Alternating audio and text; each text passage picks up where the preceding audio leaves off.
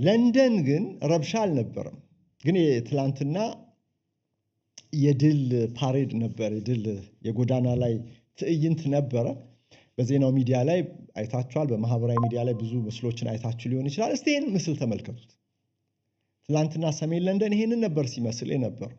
በቀይና ነጭ ጭስ ታጥኖ ነው ሰሜናዊ ለንደን 8 ኪሎ ሜትር ዙሪያ ገቡን 2 ሰዓት የፈጀ 4 አውቶቡሶችን ያሳተፈ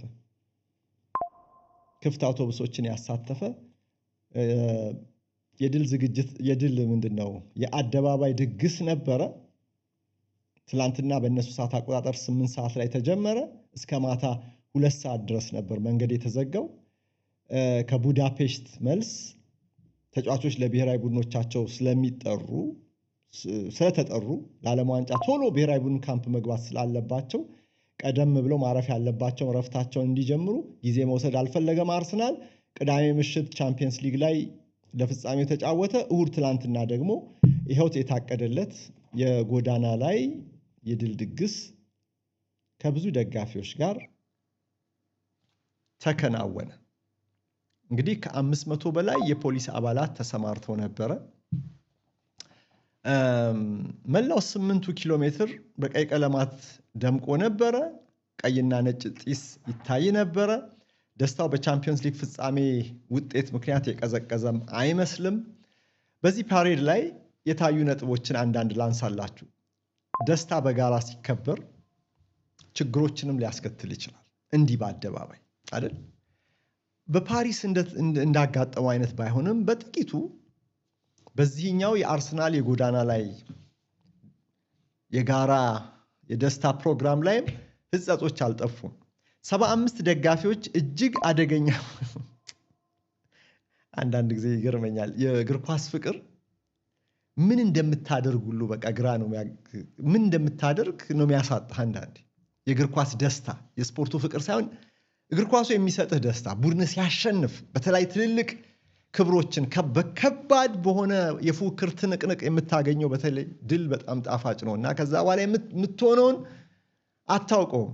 እና በዚህ በትላንትናው ስነ ስርዓት ላይ 75 ደጋፊዎች እጅግ አደገኛ በሆነ ከፍታ ላይ በመንጠላጠል ተገደው ወርደዋል። አደጋ ውስጥ ራሳችሁን ለአደጋ ዳርጋችኋል ተብሎ ይህንን ያስገደዳቸው ደግሞ የለንደን የእሳትና ድንገተኛ አደጋ መከላከል አገልግሎት ነው። የት ነው አደገኛ ቦታ ላይ የተባሉት?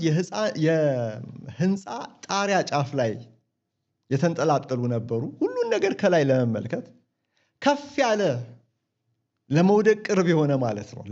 የመውደቅ አደጋ ሊያስከትል የሚችል ከፍ ያለ የዛፍ ቅርንጫፍ ላይ የተንጠላጠሉ ነበሩ።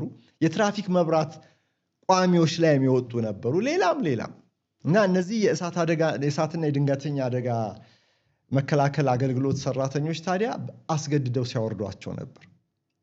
ይሄ እንግዲህ ሰልፉ የተጀመረው ሆሎዌይ ሮድ በሚባለው አካባቢ ነው። ርችቶች ሲተኮሱ አምሽተዋል። እዛ አካባቢ በሆሎዌይ ሮድ በኩል አልፈዋል እና አንድ ተቀጣጣይ ርችት በአቅራቢያ በሚገኝ አንድ የሆቴል ህንፃ ላይ ወድቆ እሳት ተነስቶ ነበር እና የእሳት አደጋ ሰራተኞች ፈጥነው ተረባርበው አጠፉት እና የጭስ ፓይሮቴክኒኮችም በመብዛታቸው ምክንያት በየአካባቢው በከተማይቱ የተገጠሙ የጭስ መለያ አላርሞች እንዲሁ ሲጮሁ ነው ከሰዓቱን ያመሹት።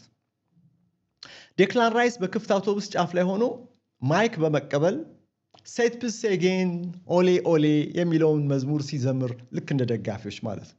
የቆመ ኳስ ተጠቅመው ጎል አስቆጥረው ሲያሸንፉ የአርሰናል ደጋፊዎች የሚዘምሩትን ዝማሬ እርሱም ማይክ ይዞ በክፍት አውቶቡሱ ላይ ሲዘምር ነበር። በኋላ ግን በቤን ዋይት ደግሞ አስገዳጅነት ራይስ ቤቢ የተባለውን ዝነኛ ዘፈንም እንዲዘፍን ተደረገ። መጀመሪያ አንገራግሮ ነበረ፣ ግን በኋላ ለእርሱ በተለይ አርሰናል ደጋፊዎች ይዘምሩለታል ይህን ዘፈንና እሱም ራሱ እዛው ክፍት አውቶቡስ ጫፍ ላይ ሆኖ ይህንን ሲያደርግ ነበር። እኔ ግን ከዚህ የተረዳሁት ነገር ዴክላን ራይስ ከማንኛውም የአርሰናል ተጫዋች በላይ ያለውን ተነሳሽነት ነው። አሁንም ገና ይሄ የተነሳሽነት ግለቱ የቀዘቀዘ አይመስልም። ለሚቀጥለው የውድድር ዘመንም አርሰናል ተመልሶ እንደሚመጣ ለሚቀጥለው ይሄንን ዋንጫ ለፍጻሜ ደርሶ እንደሚያሸንፍ ውስጡ እንደሚነግረው ሁሉ ሲናገር ነበር እና ያለው ኮንፊደንስ ከሌሎቹ ተጫዋቾች ለየት ብሎ ነው ሲታይ የነበረው።